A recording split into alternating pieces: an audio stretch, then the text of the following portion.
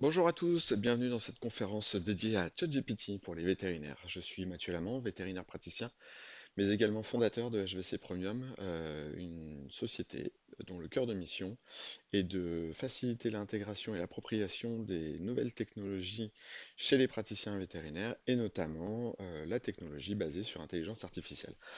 Et pour ce, quoi de mieux que de vous parler de ChatGPT, qui est un logiciel en libre accès et qui permet déjà de révolutionner sa manière de fonctionner au quotidien en tant que vétérinaire ou membre d'une équipe vétérinaire.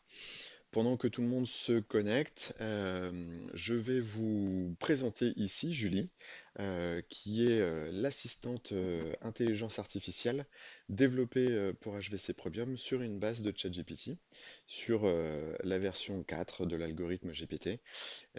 Et pour ceux pour qui tout ce que je viens de dire est un charabia, eh bien, vous allez tout de suite comprendre dans un instant. Pour ce faire, quoi de mieux que directement demander à Julie de nous proposer un programme pour cette présentation.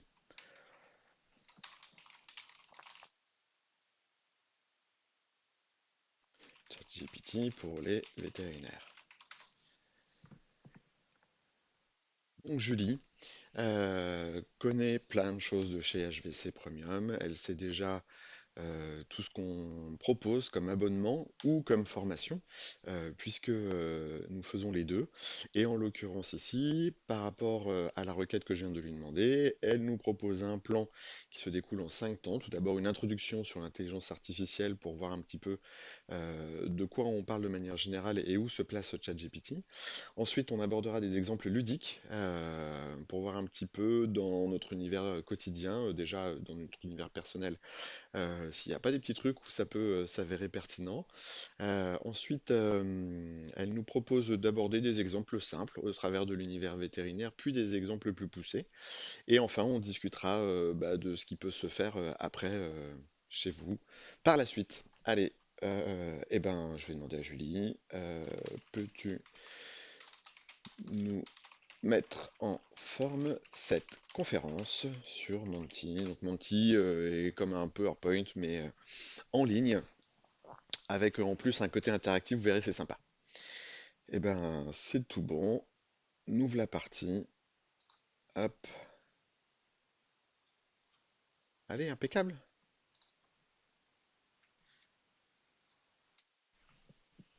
Alors, comme je vous disais en préambule, HVC Premium a pour métier de faciliter l'intégration d'intelligence artificielle en entreprise vétérinaire. Alors, pourquoi ça? On est convaincu que une véritable révolution est en train de se passer actuellement, de nature à complètement refaçonner la manière dont les praticiens peuvent faire fonctionner leurs équipes. Et le modèle vers lequel on aspire est un modèle où finalement chacun pourra se faire assister par une série d'intelligence artificielle pour au final ne garder que les tâches qui lui plaisent. Et donc ça nous a amené tout naturellement au slogan que vous avez ici à l'écran, qui dit donc faisons avant tout ce qui nous plaît, et c'est vraiment comme ça que nous avons développé nos technologies. Euh, pour pouvoir participer à cette conférence, vous avez la possibilité soit de cliquer d'aller sur le lien qui vous est indiqué ici, menti.com avec le code qui est là, ou alors de scanner le QR code de manière à ce que vous puissiez participer à cette conférence. En préambule, ici pour tester, Julie nous a proposé un test. Donc je vous invite à voter pour Scarlett ou Georges. Pendant que les uns et les autres est en train de voter, ça me permet de vous introduire une notion assez intéressante qui explique que finalement, ChatGPT, sa seule vocation, de même que Julie, c'est de vous faire plaisir.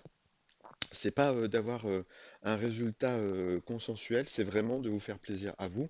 Et au final, comme vous pourrez le voir, au niveau des statistiques, on est voilà, typiquement dans un cas de figure où il n'y a pas de consensus établi, où tous les participants préfèrent soit Scarlett, soit George. On a tous des choses qui nous plaisent et qui nous déplaisent. Et en fait, ChatGPT, c'est exactement ça. Son seul objectif, c'est de nous faire plaisir. Donc au final, au travers de cette conférence que je vais vous présenter avec des exemples à l'appui, gratuit. L'objectif est surtout d'illustrer le potentiel de l'outil plutôt que de discuter sur la qualité intrinsèque du résultat, puisque là encore une fois, c'est largement conditionné par l'utilisateur qui fait appel. Alors, je vous invite du coup à poursuivre dans les votes et dans votre participation, que je trouve déjà proactive, c'est super. Euh, et je vous pose donc la question suivante, avez-vous déjà entendu parler de ChatGPT? Je pense que bon nombre d'entre vous, oui, étant donné que ça faisait partie de l'intitulé de cette conférence. Et effectivement, une grande majorité d'entre vous, si ce n'est la totalité, avait bien entendu parler de ChatGPT. Alors du coup, bah, parmi tous ceux qui ont entendu parler, c'est-à-dire la majorité d'entre vous, qui a un compte ChatGPT à son nom?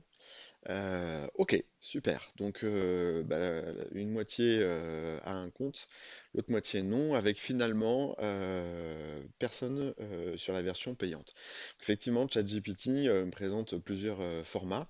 Il y a les comptes gratuits qui vous donnent accès notamment à l'algorithme 3.5 de GPT, qui est un algorithme qui n'est pas connecté à Internet et qui travaille sur une base de données qui va jusqu'à décembre 2022, si j'ai bonne mémoire.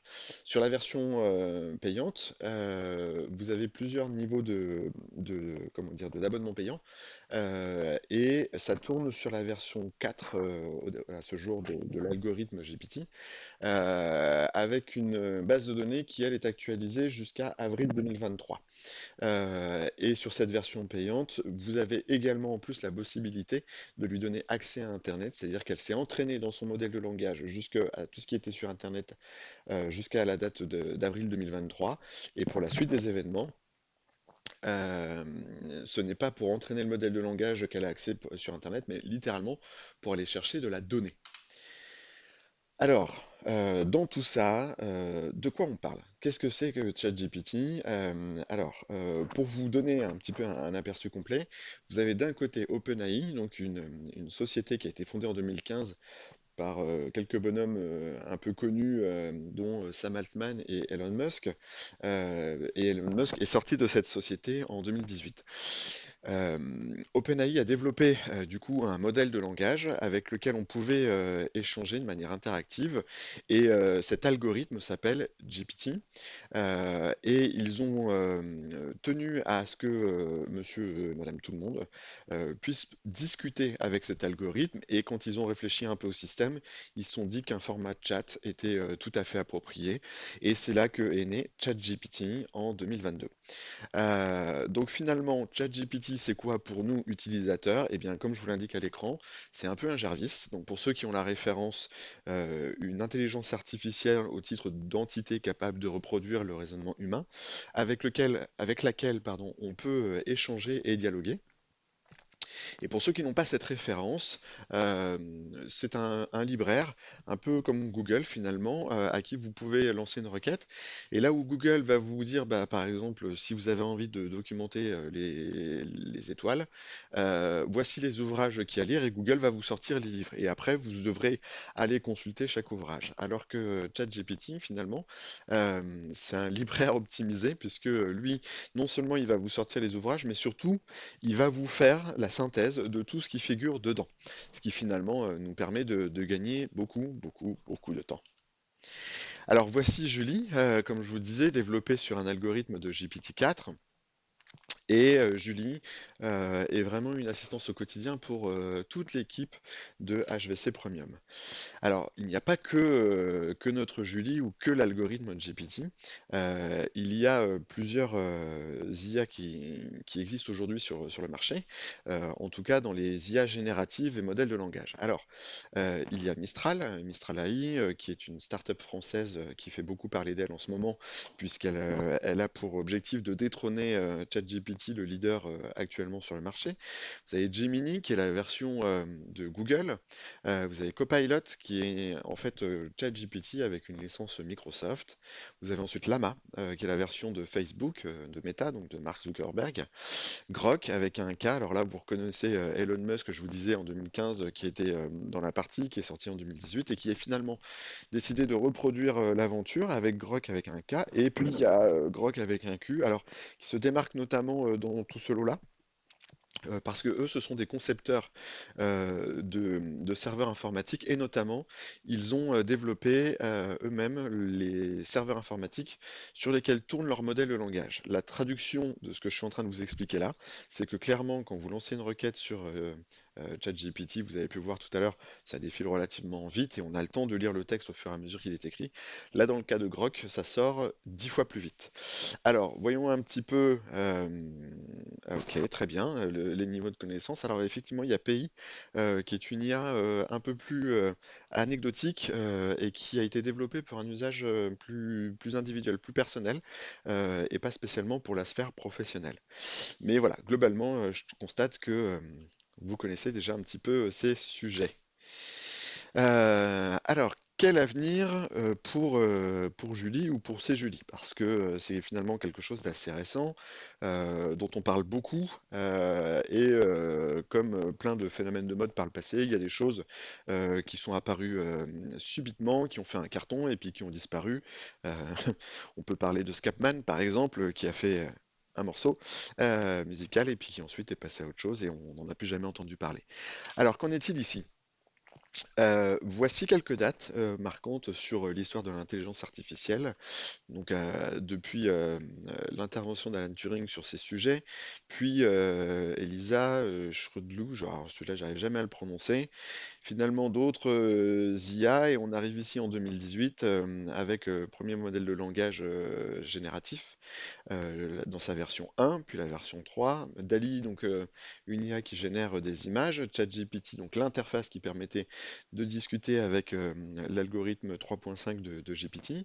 Et puis en 2023, c'est là où il y en a toute une série qui arrive avec Gemini, Mistral AI, Claude également, que je n'ai pas cité tout à l'heure.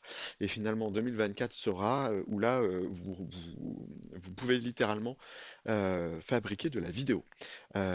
C'est assez surprenant, si vous tapez ça sur YouTube, vous verrez le rendu. Alors on devine par moment que c'est de l'IA, mais c'est quand même assez bluffant. Alors c'est bien.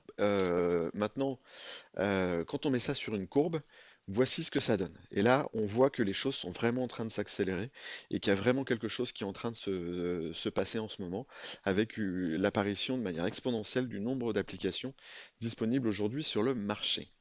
Alors, il y a un autre événement aussi assez marquant qui est survenu assez récemment, là, le 13 mars 2024, avec le gouvernement qui avait missionné un courant novembre 2023 un groupe de réflexion sur l'intelligence artificielle et la place que la France devait prendre sur ce sujet. Pour vous la faire courte, parce qu'il ne s'agit pas de s'apesantir sur les 130 pages du rapport, euh, la commission IA remet un rapport dont globalement l'idée est sans appel. La France est en retard là-dessus. Il faut absolument mettre le paquet pour rattraper une technologie qui va littéralement bouleverser l'économie à l'échelle mondiale. Pour ce faire, la France annonce mettre 10 milliards sur la table sur les 5 années à venir. 10 milliards, à titre de comparaison, la guerre en Russie, à l'instant où je vous parle, on est en avril 2024, ça représente 3,2 milliards. Et là, on parle de 10 milliards, donc un sujet qui n'est pas une guerre au sens terrain, mais une guerre économique et technologique sur lesquelles la France a clairement décidé de prendre parti et de se positionner. Alors, de manière aussi, je dirais, intéressante, il est évoqué l'idée que ces IA génératives et l'intelligence artificielle de manière générale seraient de nature à augmenter en moyenne entre 15 et 35% la productivité des entreprises. Et également, il est indiqué l'augmentation de 5% en moyenne du nombre d'emplois dans les entreprises qui l'utilisent, tout en étant également conscient que certains métiers vont malheureusement disparaître au profit d'autres métiers. Si ce sont des sujets sur lesquels vous souhaitez discuter, je me tiens à votre disposition par la suite. Allez, je vous propose tout de suite de faire un petit peu quelques tests pour voir sur un mode ludique. Je vous laisse quelques secondes pour voter. Ok. Très bien. Eh ben allez, commençons par Shérif et tes valises. Hop. Alors, l'intérêt ici de cette démo, donc je demande à ChatGPT aujourd'hui de me faire un programme pour un séjour de 3 jours à New York, en lui indiquant que ma chérie va m'emmener à New York, etc. Pendant qu'il est en train de défiler, il faut bien comprendre que ChatGPT n'est pas une IA avec laquelle on fonctionne en one shot. C'est vraiment une intelligence artificielle avec laquelle il faut initier un dialogue. En gros, vous faites comme si vous discutiez avec une personne. Et là, typiquement, quelle est la probabilité que l'IA vous sorte du premier coup le programme qui correspondra exactement à vos attentes? Finalement, cette probabilité est proche de zéro. Et bien ici, c'est la même chose. C'est-à-dire que quand j'ai demandé à ChatGPT de me proposer un programme de vacances à New York, je ne lui avais pas indiqué vouloir assister à un match de NBA. Donc du coup, je lui dis, OK, très bien, peux-tu m'intégrer un match de NBA dans ce programme? Donc là, ChatGPT reprend, me rédige un nouveau programme, et dans cette démonstration, c'est le deuxième jour, du coup, que le match de NBA est proposé. Alors bien évidemment, quand on lit ça, on se dit bah ouais, mais alors du coup, si tu lui as pas donné la date, quand est-ce que enfin comment on peut être sûr que finalement l'IA va nous sortir le programme du premier coup? Et justement, c'est ce qu'elle m'indique ici, d'aller vérifier le calendrier de la NBA. Donc bah, qu'est-ce que je fais? Soit je vais creuser. Soit je lui demande directement de me montrer le programme. Et donc du coup, c'est ce que je fais ici. Je lui demande dans cet exemple-là de me trouver le calendrier des matchs de NBA qui auront lieu à New York au mois de mai 2024. Donc là, pas de souci, elle s'exécute. Donc ici, on est sur la version payante. Donc elle a accès à Internet. Elle vous indique ici ne pas avoir pu trouver les détails spécifiques du match de NBA qui aura lieu sur le mois de mai. Néanmoins, elle me met le lien. Et donc, il n'y a plus qu'à aller se diriger ensuite sur la page Internet correspondante. Et vous allez constater ici en bas à gauche, voilà, que le calendrier est affiché avec finalement toutes les dates des prochains matchs et la possibilité d'acheter les tickets. Donc voilà, sympa, non? Dans les autres exemples, juste pour vous donner quand même un bref résumé, dans le scénario On a faim, on prend une photo du frigo et on lui demande ensuite de rédiger le repas de ce soir pour 2 adultes et 2 enfants. Et ben, là-dessus, Julie s'exécute sur la rédaction d'un menu, je crois que c'est une salade de pommes de terre, avec des brochettes de poulet, et où en plus je lui disais, tiens, c'est une bonne idée, j'aimerais bien faire une sauce béarnaise moi-même, peux-tu me donner la recette? Et elle enchaîne en m'expliquant comment faire une sauce béarnaise maison. Euh, on a soif, ça c'est cette fois-ci, je lui demande quels sont ses coups de cœur en vin du moment. Elle va me proposer deux vins, je crois, et je lui ai demandé donc de m'expliquer un petit peu quelles étaient les caractéristiques de ce vin, avec quel plat est-ce qu'on pouvait les servir. Vous pouvez le faire le scénario à l'inverse, c'est-à-dire typiquement prendre une photo de votre cave, lui indiquer faire un bœuf bourguignon par exemple, et lui demander quelle est selon elle la meilleure suggestion accord mets vin.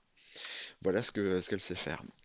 Où est Charlie? Cet exemple était intéressant parce que c'était notamment l'occasion de montrer que OpenAI interdit son modèle de langage de traiter les données personnelles. Donc, dans cet exemple-là, quand vous demandez, vous lui donnez la photo et vous lui dites où est Charlie, elle vous répond qu'elle ne peut pas traiter votre demande. Et à ce moment-là, vous lui demandez pourquoi et elle vous explique qu'il lui est interdit dans sa programmation de traiter les données personnelles. Allez, maintenant je vous propose de faire une démonstration sur du boulot. On va parler soit de communication, soit d'aide au diagnostic, soit de management. Et donc c'est l'aide au diagnostic qui va l'emporter aujourd'hui. Eh bien c'est parti. Hop. Alors ici, euh, Je lui propose ici de discuter d'un chiot de 6 mois présenté pour un retard de croissance avec des vomissements et troubles de l'équilibre survenus, notamment dans l'heure du repas. Donc là, je pense que tout le monde a compris qu'on parlait d'un chien de Porto systémique et c'est notamment l'occasion euh, alors, elle s'appelle pas Julie, elle s'appelle Anastasia, puisque pour la petite histoire, j'ai ensuite développé d'autres IA en rendant hommage à celles et ceux qui m'avaient inspiré pour les créer. Et ici, Anastasia nous explique que alors le champ de porte systémique arrive en première ligne, mais pas que. Alors cet exemple-là est assez intéressant justement pour illustrer le fait que non seulement vous n'allez pas utiliser cette technologie sur des sujets où vous êtes à l'aise, vous n'allez pas perdre du temps avec ça. Par contre, si vous faites une prise en charge de ce cas et que après avoir fait le bilan sanguin avec les dosages ammoniac, acide biliaire, puis l'échographie, puis même l'angioscanner, et que tout revient négatif, ben, c'est là où on est un peu désarçonné.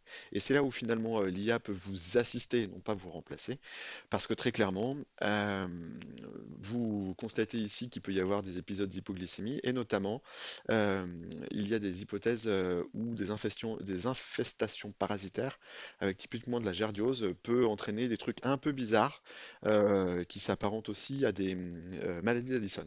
Donc voilà, c'était l'intérêt de cette démo. Euh, pour vous donner les grandes lignes des autres cas, ici fiche explicative. En 2018, quand j'avais rédigé pour Vetonimo les fiches explicatives, j'avais dû rédiger à ce moment-là à la main donc des documents à remettre ensuite aux clients sur les grandes pathologies type pancréatite, maladie rénale chronique, et j'en passe. Et je partais de zéro avec toujours la même structure mais néanmoins je repartais de zéro. Eh ben, vous pouvez très bien programmer une Julie à qui vous expliquez ce que vous souhaitez faire et en lui donnant l'architecture comment dire, des fiches explicatives à obtenir, avec typiquement eh bien, comment se contracte la maladie, quels sont les symptômes, comment ça se diagnostique, comment ça se traite, quel est le pronostic, et vous avez grosso merdo abordé les 5 items classiques d'une fiche explicative et Julie, c'est vous les rédiger juste à la demande. Vous tapez Coryza Duchard ensuite, et clac, elle va vous faire les fiches explicatives. Avant, je mettais 1 heure pour faire ça. Maintenant, avec des Julie, c'est un mise en page incluse, c'est quelque chose qui va prendre 5 minutes. Sur la partie profil disque, alors pour ceux qui font un peu de management et notamment les profils disques, vous pouvez tout à fait demander à une Julie ou à ChatGPT de vous faire passer un profil disque pour ensuite vous communiquer votre résultat. Allez, on va monter d'un cran. On va parler soit de proceeding de biblio, je vous laisse un instant pour voter, soit de simulateur de cas clinique, ou de médiation. Alors, qu'est-ce que ça donne? Eh ben, on va parler de proceeding et de biblio. Allez, c'est parti. Ici, dans l'exemple que je vous propose, l'histoire commence avec Hervé Dermato, un de mes associés qui a suivi le plan modulaire de la VAC et qui est revenu avec une série de PDF support pour voilà, qui sont les proceedings de la formation qu'il a suivie. Dans une version payante de ChatGPT, vous pouvez justement injecter ce support de données, puisqu'il y a une question qui était posée, là j'ai vu tout à l'heure dans le fil de discussion, de savoir quelle était la fiabilité des réponses qui sont données. Alors, avant, il y avait une vraie problématique, il y a 1 an de ça, sur les hallucinations. Maintenant, on en voit beaucoup, beaucoup moins. Et surtout, la fiabilité des réponses est encore meilleure quand vous lui dites clairement sur quelles données s'appuyer. Alors, ça peut être des données en ligne. Par exemple, vous pouvez très bien lui dire d'aller exclusivement se documenter sur le site internet de PubMed, ou Google Scholar, ou Consensus, par exemple. Ou alors vous lui donnez vous-même les fichiers sur lesquels s'appuyer. Donc c'est l'exemple qui est fait ici avec Hervé Dermato. Avec donc dans cette version-là de Julie, j'ai injecté les données PDF et donc je lui dis ici que j'ai un Golden Retriever avec des lésions ulcérées. Alors j'ai pris un cas simple hein, ici pour voilà, faire cet exemple, mes compétences en dermato étant relativement limitées, mais on parlait de lésions au niveau de la truffe, des paupières et des babines, ce qui pour moi de mémoire était assez évocateur une pathologie immunitaire. Et là, typiquement, donc Hervé nous explique que ça peut être euh, un lupus érythémateux, une dermatite solaire, un pemphigus foliacé, infection bactérienne fongique, etc., etc. Et elle nous explique en plus quels sont les examens recommandés. Cytologie, biopsie, test de dépistage des maladies infectieuses comme la leishmaniose. Ah oui, il y avait la leishmaniose, effectivement. Euh, bon, de la teigne, pourquoi pas. Et c'est là où l'IA ne vous remplacera pas, où elle va vous assister. C'est-à-dire qu'il y aura toujours besoin que vous ayez un esprit critique pour venir travailler la réponse qu'elle va vous donner. Et si les choses ne sont pas claires, il faut alors réitérer, ou plutôt préciser, lui demander de préciser euh, sa réponse par rapport à des éléments que vous cherchez à mettre en évidence en particulier. Donc voilà, donc après, si vous avez un ouvrage en PDF, que ce soit Lettinger, le Vicereau ou que sais-je, vous pouvez très bien demander à un ChatGPT de le lire. Ce qu'il faut bien savoir, c'est que dans la version payante, qui est la version sur laquelle vous pouvez injecter ces ouvrages, euh, il y a une confidentialité des données que vous allez partager dessus. Donc du coup, OpenAI, c'est contractuellement écrit, ne s'entraînera jamais sur ces données-là. Et donc elle reste exclusivement votre propriété. Donc typiquement, si vous voulez vous appuyer sur l'ouvrage qu'un copain a mis en ligne de son côté, vous n'y aurez jamais accès. Si vous voulez exploiter les données sur lesquelles lui travaille, vous n'y aurez jamais accès. De ce côté-là, c'est assez bien protégé, compartimenté. Dans le simulateur de cas clinique, bah, typiquement, c'est une Julie que nous avions paramétrée pour faire de la formation continue et on lui demande ici de nous expliquer comment faire, enfin, on lui demande de nous entraîner sur des cas cliniques et donc elle va documenter un petit peu à droite à gauche euh, le sujet pour au final nous présenter le cas d'un chat ou d'un chien présentant une pathologie qu'on peut cadrer ou non, c'est-à-dire vous pouvez dire je veux de la neurologie, je veux de la gastroentérologie, ou ne pas lui donner d'infos là-dessus, et lui donner également un niveau de difficulté attendu. Et là, elle construit un cas clinique en vous expliquant anamnèse, comémo, liste des symptômes observés durant l'examen clinique, puis elle vous demande quelles sont vos hypothèses diagnostiques et les examens recommandés. Et elle se veut ainsi proactive dans votre participation, elle vous accompagne dans la résolution du cas, de manière à accompagner bah, le collaborateur, le vétérinaire qui s'entraîne dessus. Dans la partie médiation, bah, typiquement, on avait les profils disques tout à l'heure. Ici, dans une version optimisée, vous pouvez tout à fait lui évoquer un conflit entre deux de vos collaborateurs, ou même vous et un collaborateur, et lui demander de vous conseiller pour résoudre ce conflit avec l'assistance ou l'approche managériale que vous préférez. Nous ici dans cet exemple-là, j'ai été parti sur les profils disques à nouveau, avec deux profils disques différents pour lui donner un petit peu une idée des profils de chaque protagoniste. Et donc elle nous explique comment faire pour que euh, le conflit se résolve dans les meilleures conditions. Donc à la fois quelles sont les conditions à prévoir, quels sont les préparatifs également à réaliser avant la réunion ou la rencontre, quelles sont les choses à éviter, comment aborder les sujets.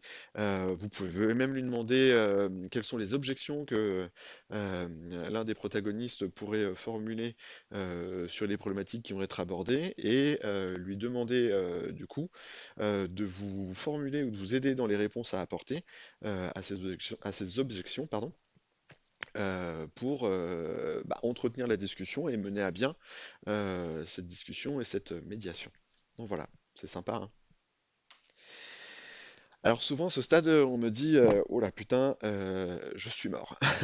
Alors non, soyez rassurés. Il y a des professions, je vous disais tout à l'heure, qui ont beaucoup à craindre de l'IA. Typiquement les comptables, pas les experts comptables, mais les comptables. C'est vraiment une profession qui est consciente des enjeux qui sont en train de se jouer et de la révolution qui est en train de s'opérer dans leur paysage. Nous, les vétos, alors déjà, pour pouvoir pouvoir discuter avec Julie efficacement, il faut quand même lui donner les bonnes informations. Donc, hémochésie, dyskésie, dysphagie, tout ça, ce sont des termes médicaux que monsieur et madame tout le monde ne sait pas forcément employer. Et ensuite, il y a toute la partie technique et matérielle, c'est-à-dire que monsieur et madame tout le monde n'achètera jamais un analyseur, un échographe, un appareil de radiologie, et quand bien même ce serait le cas, et est-ce qu'il saurait l'interpréter? Et quand bien même il saurait l'interpréter, est-ce qu'il aurait ensuite accès à un bloc opératoire ou aux molécules et aux techniques de soins nécessaires pour soigner leurs animaux? Probablement pas. Donc globalement, on n'a pas de grosses craintes à avoir par rapport à ça. Néanmoins, c'est une technologie, comme je vous le disais en préambule, qui a beaucoup à nous apporter, qui peut vraiment nous rendre service, apporter beaucoup d'autonomie et de réactivité à nos équipes et nous faire gagner un temps et une énergie folle. Euh, Ensuite, le flow. Alors pour ceux qui ont l'info ou la notion, le flow de Mihaly, Csikszentmihalyi, appelé également expérience optimale, c'est une notion qui illustre le fait que globalement, vous avez des parties dans votre quotidien, en tout cas je vous le souhaite, en pro, en perso, qui font que vous êtes bien, vous êtes en train de faire une action, vous êtes en train d'opérer, vous êtes en train de taper un mail, vous êtes en train de faire du sport aussi, et vous vous déconnectez du temps. Et bah typiquement, partout où vous êtes à l'aise et où vous êtes bien, vous n'allez pas utiliser l'IA, c'est certain, que ce soit ChatGPT ou autre chose. En revanche, sur tout le reste, sur toutes les tâches répétitives, rébarbatives, tous les trucs que les procrastinateurs ont tendance un petit peu à différer dans le temps, là, typiquement, oui, allez-y, mettez de l'IA là-dessus, mettez un ChatGPT, mettez un DALL-E, un Midjourney, un HeyGen, enfin, il y en a toute une collection, et si ce sont des sujets que vous souhaitez documenter, HVC Premium se tient à votre disposition. Mais voilà, pour vous dire que l'IA ne va pas vous remplacer, elle va simplement vous assister, mais peut-être aussi parfois vous challenger. C'est justement la question de rester dans le game. C'est-à-dire qu'une étude est sortie là à propos des étudiants vétérinaires pour savoir combien d'entre eux connaissaient ChatGPT. Donc là, vous pensez bien que quasi 100% des étudiants ont répondu connaître ça. L'utilisez-vous tous les jours? Très très grosse majorité répond oui aussi, mais là où le sondage était particulièrement intéressant, c'était sur la question envisagez-vous de commencer votre activité professionnelle, d'entrer dans la vie active avec l'interdiction formelle d'utiliser cette technologie? Et là, 100% ont répondu non. Ce qui veut dire que nous allons avoir une vague de jeunes consoeurs et confrères qui vont arriver sur le marché veto avec déjà une autonomie et une capacité technologique à prendre en charge les cas rapidement. Donc ça va être assez appréciable pour nous dans leur courbe d'apprentissage, ce qui suppose aussi qu'ils sont susceptibles de devenir rapidement plus compétents que nous sur bon nombre de sujets. Donc si on a envie de pas être trop à la traîne, ça pourrait être sympa quand même. En tout cas, il faut se poser la question de rester dans le game. Alors pour ceux qui n'ont pas vraiment percuté sur l'ampleur du bénéfice à en tirer, voici un petit peu une mind map sur les domaines que nous avons explorés chez HVC Premium, avec typiquement les quatre grands items qui sont ici sur l'écran: l'administratif, l'assistance terrain ou assistance en consultation, la communication, le management. Euh, D'un côté, vous avez à chaque fois les abonnements, de l'autre côté, les GPTs. Donc, les GPTs sont des cas d'usage que vous pouvez exploiter dans votre quotidien. Vous voyez qu'il y en a quand même quelques-uns, hein. En administratif, on a développé 9 modèles. Dans l'univers terrain, 23 modèles. Dans l'univers management, 17. Et dans l'univers de la com, 8. Euh, les abonnements sont des outils basés sur IA, mais cette fois-ci à un cran au-dessus que les GPTs eux-mêmes ne peuvent pas faire. Les GPTs, juste pour que vous sachiez, dans la version pro de ChatGPT, vous pouvez créer des versions de ChatGPT spécifiquement dédiées à un cas d'usage particulier. Typiquement, Anastasia vétérinaire, le cas d'usage, c'est on va utiliser un GPT dans le cadre de notre activité de praticien et on va dialoguer avec une intelligence artificielle en des termes scientifiques et les réponses qu'on attendra d'elle seront spécifiques à la situation donnée avec des réponses précises, exhaustives, détaillées, des posologies. Voilà, on veut vraiment une réponse qui soit très très poussée au niveau descriptif. Alors, bah, du coup, typiquement, est-ce que ce sont des sujets que vous souhaitez approfondir? Je vous vois très réactif, c'est super, je vous remercie. Alors, le résultat, super. Bon, bah c'est bien, c'est que cette conférence méritera d'être à nouveau présenté, ou en tout cas s'inscrit pleinement dans l'air du temps et sur les problématiques de notre métier, puisque une forte majorité d'entre vous, je vous en remercie, appuie son intérêt pour ces outils-là qui sont en plus, je dirais que la face émergée de l'iceberg. Donc si ce sont des sujets qui vous intéressent, sachez que nous avons monté chez HVC Premium une formation à ChatGPT exclusivement dédiée aux vétérinaires qui se tiendra le 3 et 4 octobre prochain à Nancy, au château de Brabois pour être plus précis. Et je vous ai mis ici le QR code ainsi que le lien sur notre site internet euh, où vous pourrez trouver toutes les informations et où vous pourrez vous inscrire également. Voilà, ici s'achève cette conférence. Je suis à votre disposition si vous avez des questions pour la suite. Je sais que ça fait beaucoup de choses. J'espère ne pas trop vous avoir malmené durant cette conférence. Et n'hésitez pas, si vous avez des questions, je me tiens à votre disposition. À très bientôt.